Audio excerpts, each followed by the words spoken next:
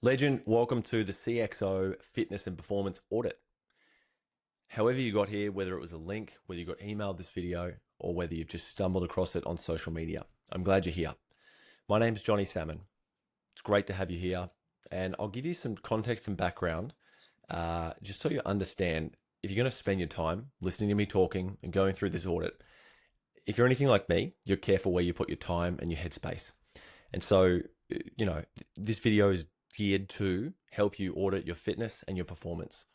Everyone I've taken through this framework from top to tail has gotten something out of it, no matter where they're at with their fitness, nutrition, mindset, etc.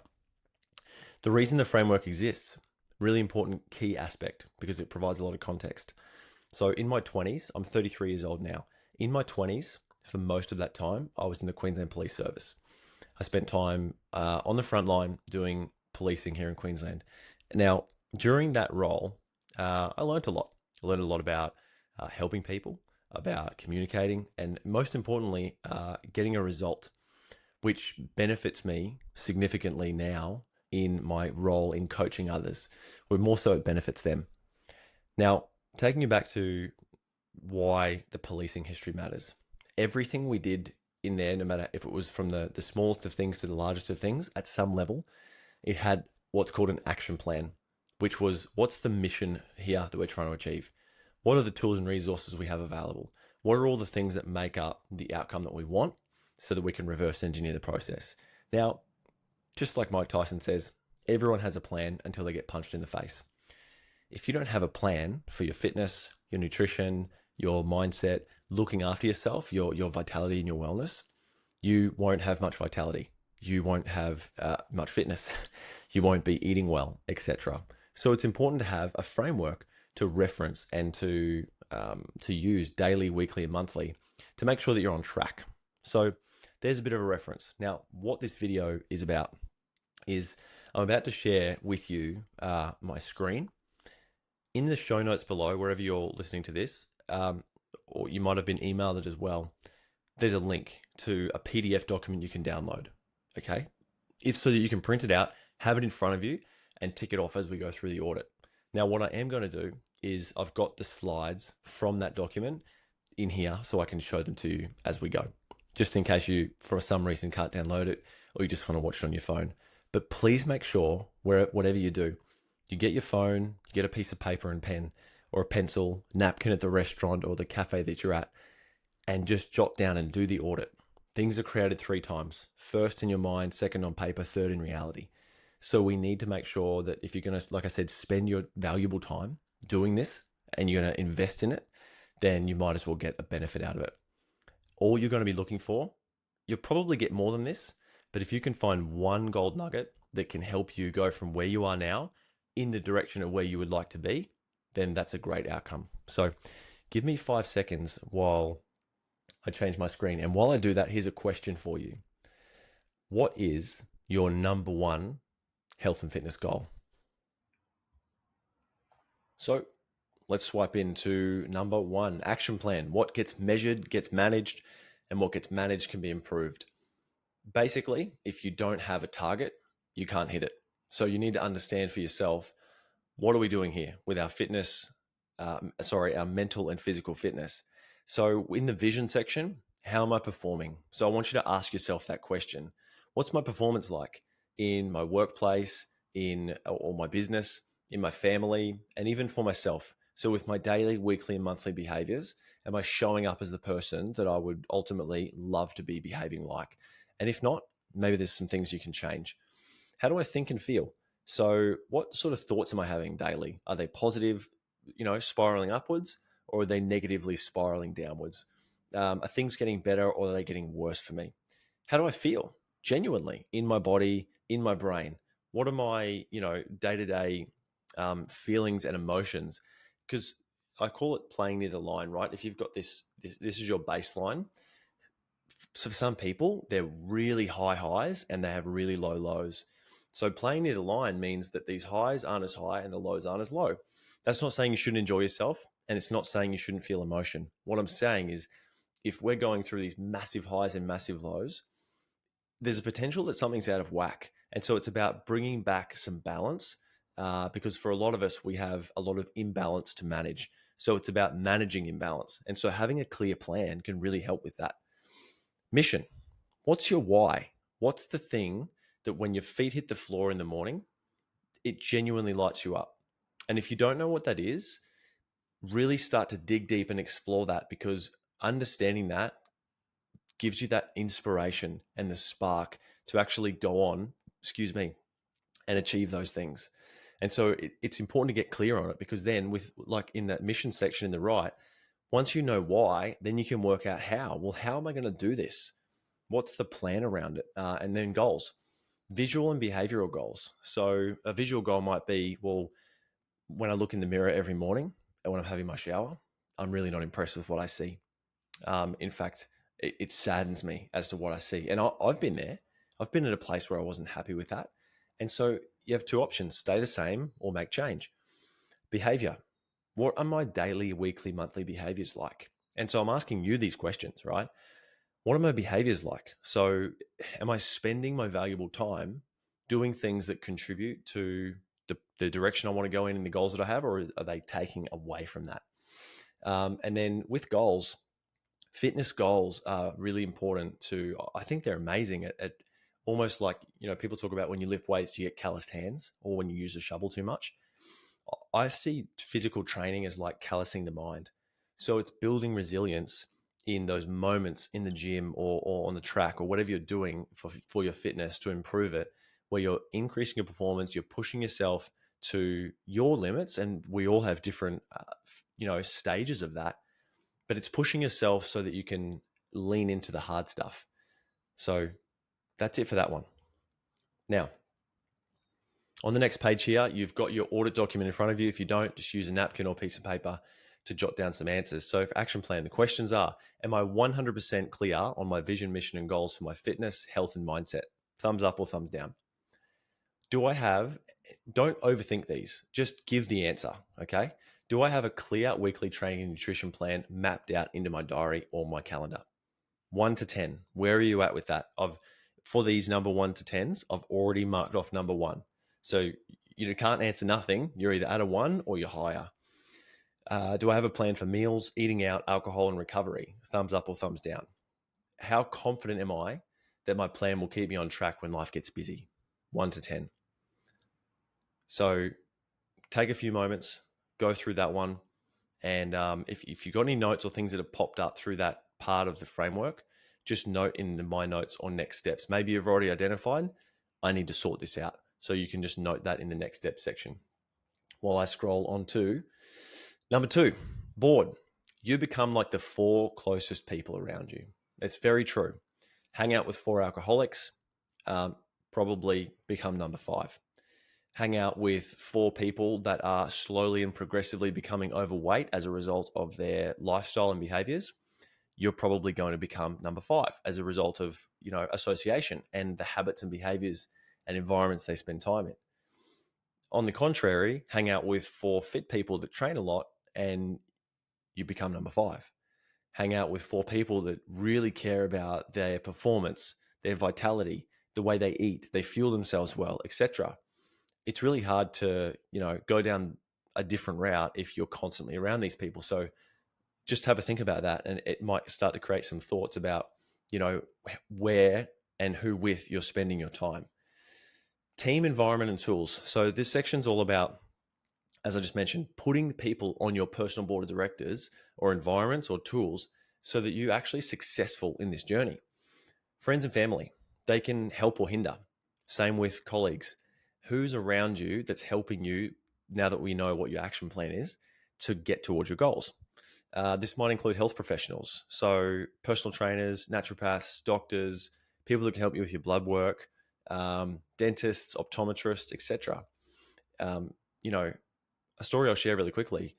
A friend of mine, successful business owner, busy. Toothache starts, goes down the route of a few weeks just ignoring it and keep hustling, so to speak. Ends up out for a week or 2 with a root canal, lots of pain, lots of dollars. Dentist says if that toothache starts somewhere else again, come in on day 1, and we might be able to mitigate it because there's things we can do. Another quick example, guy I coach kept getting headaches. Hadn't been to the optometrist for a few years. This is why I mention these things, because they're very relevant. Works on the computer a lot, wears glasses, hadn't got his script updated for far too long. And he's sitting here like leaning in all the time, right? Looking at his computer. And all his neck muscles are tight. His posture's hunched over. Gets new glasses, doesn't have to close proximity on the screen anymore, gets his posture back up tall. Hey presto, the aches and pains in the back of the neck are gone and he can see better. So it's just about making sure that you've got literally things in the calendar booked in on a recurring basis to make sure that you're visiting who you need to visit, you've got the appointments, and things don't get left by the wayside, so to speak, and you put yourself at the bottom of the ladder when everything else starts to take over. Environments, pantry and fridge audit. Go through, get a plastic black garbage bag, put all the crap that doesn't line up with the new action plan and your vision, mission, and goals, stick it in the bag, tie it in a knot, take it out and put it in the JJ Richards and get rid of it. Instead of just accepting it as normal, leaving it in the bottom drawer or the back corner of the pantry and using it to get through those times when you're either stressed, emotional, bored, etc. Having a plan around that stuff is important. Home and car. This one seems really, people don't like talking about this stuff, but I think it's important. How's your bedroom? Like, is it set up for good recovery? Is your car clean on the inside? When you get in it, does it light you up? Is it one of those environments where you're really stressed out? There's wrappers everywhere and it's all a big mess and there's grass on the floor because you haven't vacuumed, etc. Or is it a space where it's neat and tidy? And all these things matter when we talk about mindset. So they're just some cues to get you thinking about what this part of the framework means. And then gym and recovery. Have we got a place to train, whether it's at home or elsewhere? Have we got spaces to go and recover? That might be, cold plunges. It might be saunas. It might be massage beds. It might be physical massages, someone to put on your health professional team. It's having all those things lined up so that again, the environments you need to go to and spend time in to look after yourself. Tools up in top right, cooking prep stuff, pressure cookers, slow cookers, NutriBullets for your smoothies or whatever brand you want to get. Having the right tools can make for a really successful journey. Not having the right tools just makes it really difficult because you're running into all these barriers. Clothing and shoes. I put that one in there because I had a dude turn up to a PT session one day in like mowing clothes and Dunlop volleys with holes in them. And no judgment, but we had a conversation about him putting himself in the right frame of mind for, getting healthier, getting fitter, getting stronger, and getting his performance to where it needed to be. And without having, just again, putting yourself in that mindset to look after yourself is really important. Next one, headphones and tunes. Again, seems so super simple, but if you don't like the music at the gym you go to, get some headphones.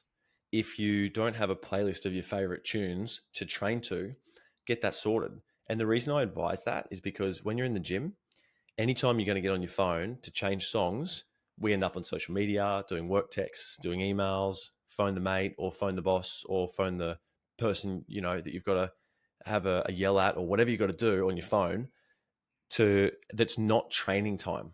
So we're letting all these other things come into training time. So it's important to have just these things sorted out to almost like remove the mental real estate of having to think about all this stuff because you're planning it when in logic.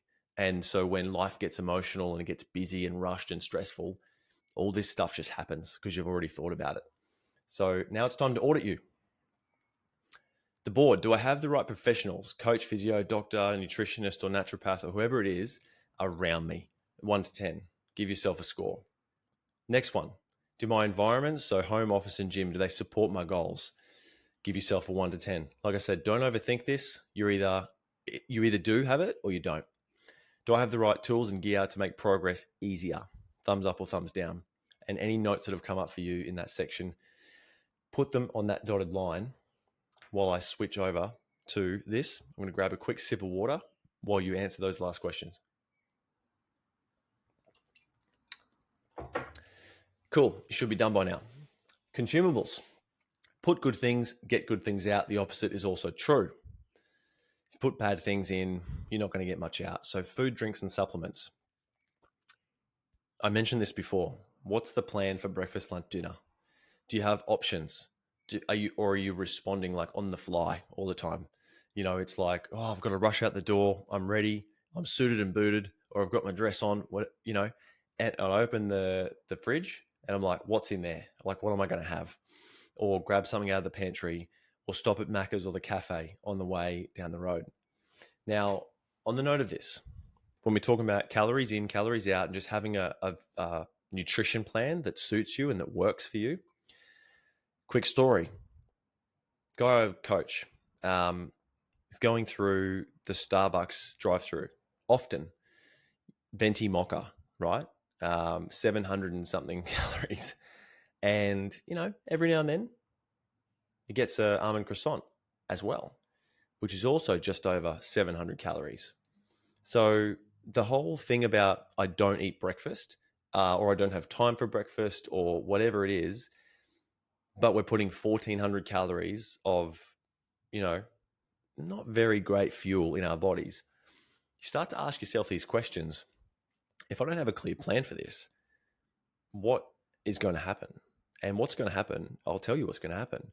You're going to keep putting things in that don't fuel you, which leads to those crashes, which leads to those low moods, which leads to the low temperament, which leads to a lack of focus and all the things that come with not fueling yourself properly. Now, if you're someone if you're still watching this video, you're probably driven, you probably want progress in your life and family and work or business. So you're probably not going to want to continue, if you're in this place, to fuel yourself with stuff that doesn't work. You need to have a clear plan about almost like treating yourself like an athlete and fueling yourself really well. There's a way to do that doesn't require like all this overthinking and overanalyzing. Okay, we can implement simple strategies to get you through that. Drinks. Think about alcohol, water, coffee. Okay, and the reason I mention those ones is most people I chat to aren't drinking enough water. A simple thing you can do now is probably just drink a liter more than you are. Coffee. Loads of people I speak to are running on coffee, like between 3 and 8 cups a day. And then alcohol is often used to help put us to sleep. So it's this cycle, right? You're dehydrated with not enough water, more dehydrated by trying to fuel yourself with coffee and needing to use alcohol to calm you down to go to bed. Now, I don't know about you, but I don't think that's tapping into improving your vitality and giving yourself the best shot at, a great performance outcome. So start to think about those things. Let's go through and audit this one. Consumables. Am I clear on the calories I should be eating consistently? And consistently hit my protein target? Yes or no? Do I drink 3 to 4 liters of water daily? Yes or no? Now, for some of you, that might be a little bit too much, but you get my drift. You're either drinking enough water or you're not. Do I plan my meals ahead of time rather than winging it or skipping them and just not having anything? 1 to 10. Do I rely on coffee and alcohol for energy and stress management? Thumbs up or thumbs down? Now, if anything else has come up, and this is usually a spot for people where a lot of things come up because they start to realize that they don't have a clear plan around it, you can put that in the notes section while we jump over to the next one. Drive. A healthy person has 1,000 wishes and a sick person only has one. This is all too true with plenty of people that I've coached over the years, people that have been in my family, and I'm sure for you too. There's so many stories. Okay. Now, this isn't fear mongering. This isn't like a scare tactic. I'm just talking about the reality of that. If you keep, running the pace that you're running and not looking after yourself, you can get to a very bad place. Now, treat each of these bars that it's designed like a battery on purpose. It's like your internal battery for your vitality, I guess you'd say. Each of these bars is going to represent 20% of battery. Now, for some people, they resonate with numbers and some resonate with words. And most of them are pretty obvious, but I want to talk about the frown clown and the meltdown. It blows my mind. When I did this, I thought, I'll do that. I'll put those words in for a little bit of a just to bring some light to this in case there's some people that are down that bottom end of their battery.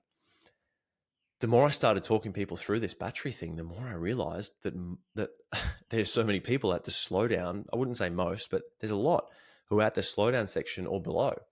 Now, the frown clown section is, I describe it as like this, the person that has this little wrinkle between their their eyebrows all the time.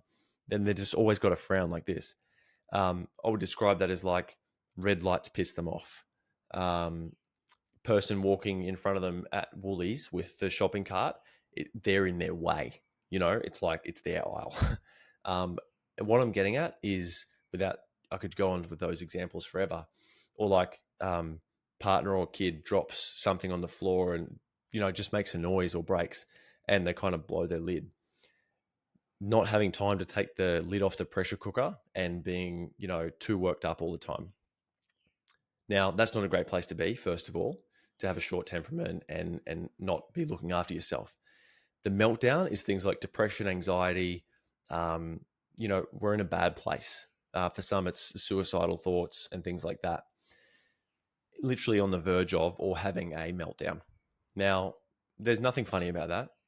It's this place where people can often struggle to talk about it.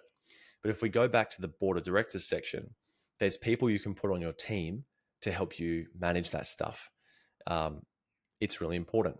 It's something that I've lent into before, especially with a past history of policing, using counseling services and things like that to help you out of places where your brain isn't quite functioning as rationally as it could, and you're not in a place where you can process all that, is so important.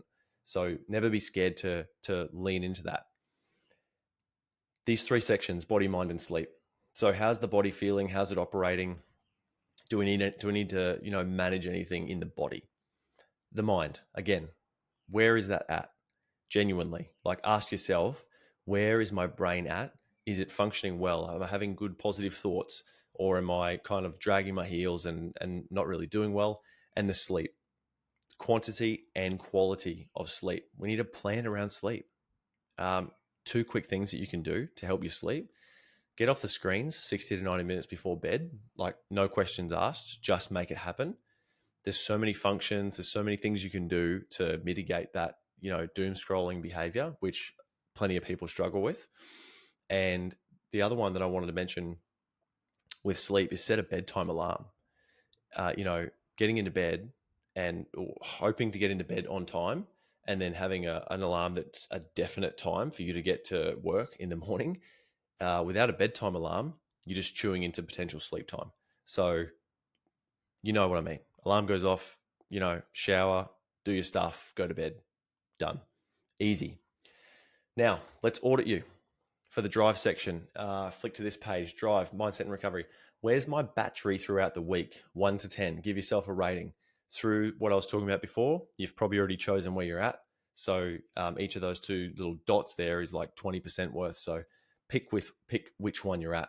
How would I rate my sleep quality? Not just the hours, 1 to 10. So are you waking refreshed?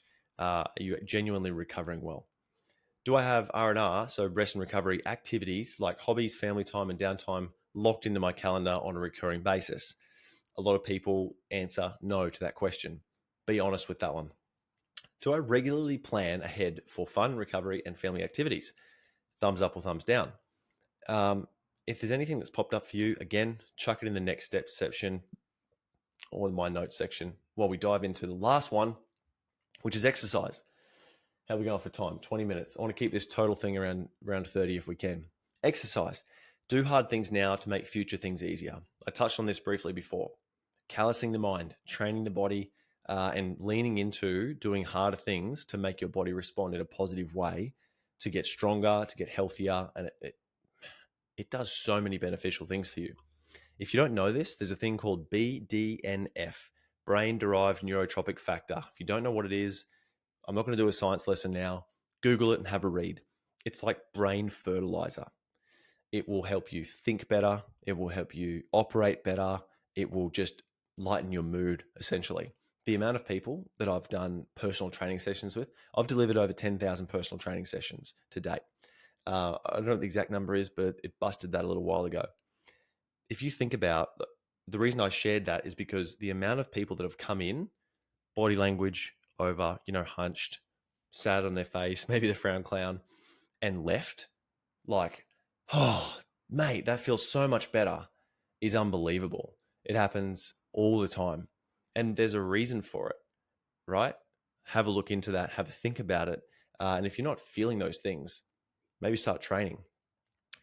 Okay, where? Gym and home. Now, two quick things for you: your home and work. The most ideal place to find a gym is within, a couple of Ks of here, or a very short walk from work, or on the route between the two. If you're constantly having to go out of the way to go to a gym, there's probably a reason why you're another person who has a gym membership with a direct debit that just never gets used. So, whether you've got to cancel contract or change gyms or whatever you've got to do, having a place where it's within reach of doing or using is a really key thing. Walk or running tracks. Know where your things are. Do some recon. Go into Google, look around and find out, where am I going to spend my time? When I go family walk, when I go for a jog by myself or run, where are those routes? So it's not just like this thing that you're hoping to do one day. You've got a plan. You know how long the loop takes. You can plan the steps in before dinner, etc. When do a schedule audit. Like, look over the schedule and say, I don't have time to train at the moment. I never have. I'm always been so busy. Well, I've heard all that before, and I had a conversation with a gentleman that I work with this morning, and he said it was funny when we first started discussing this, because I was trying to work out where I was going to put my first session in my calendar, and now he's doing 2 a week sessions. And so it's interesting, isn't it, that at first the narrative is, well, I don't have time, I'm too busy, blah, blah, blah. And now it's like, well, I have 2, and maybe I could add some swimming in. So he's now looking for the next opportunity. That's not to say that I think you're silly for having those thoughts. What I'm saying is many other people have them too. And if you work out for you, what do I want to do? What's my vision? What's my mission? What's my goals? And where am I going with this journey? You'll find time. You've got 168 hours in the week. You'll carve out the time if it's genuinely something that you want to do. Change occurs when change occurs when the pain of staying the same exceeds the pain of change. So when you're sick of where you're at, you will implement change.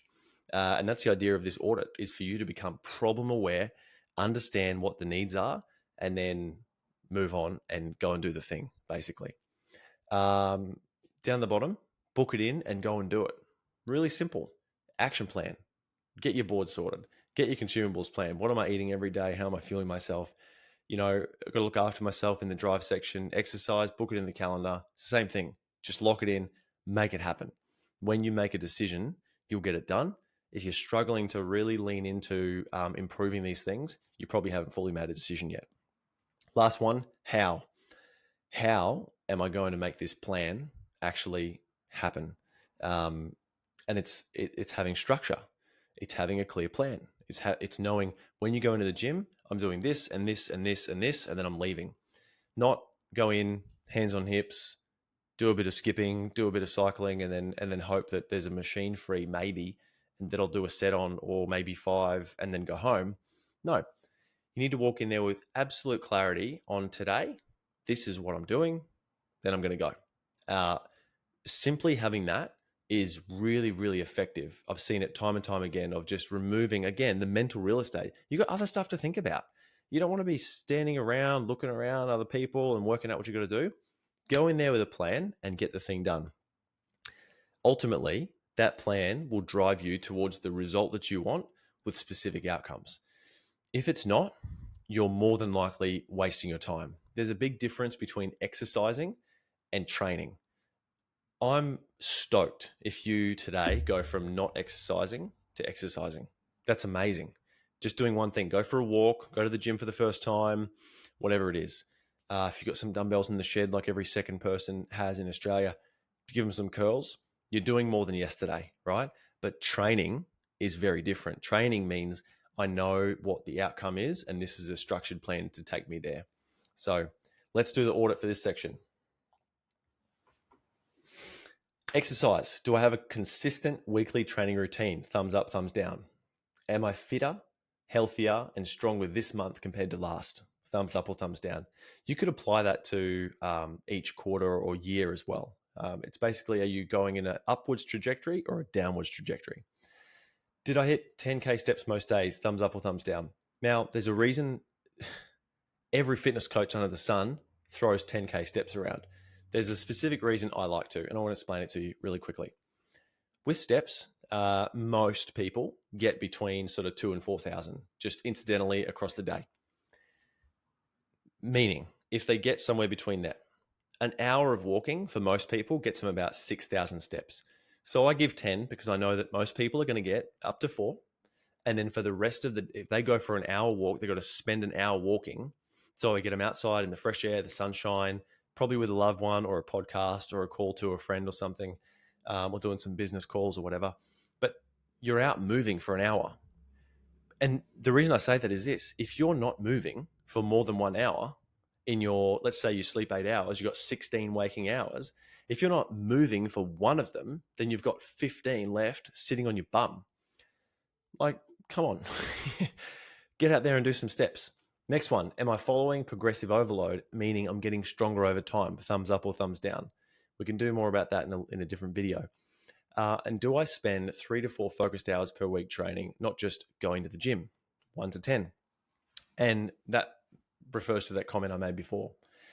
Any notes or next steps down there? Now, what I'm going to do is just quickly stop sharing my screen.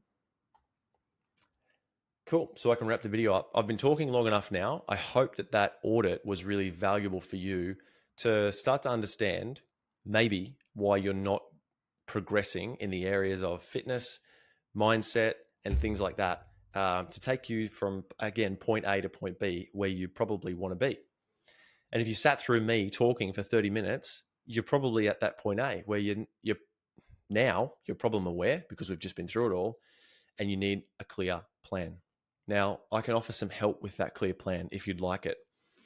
Again, in the show notes from wherever you downloaded this, there would have been a link to get that audit document. Please, if you haven't downloaded it, it's all yours to take.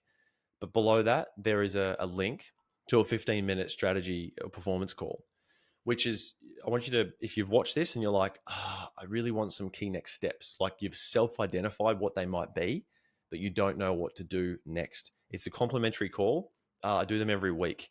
It's a 15-minute call. So come with your audit document. That's why I said, if you're going to book in, know what your problems are. We can have a 15-minute power chat and work out what some key next steps are for you, if I can help you with a strategy for that.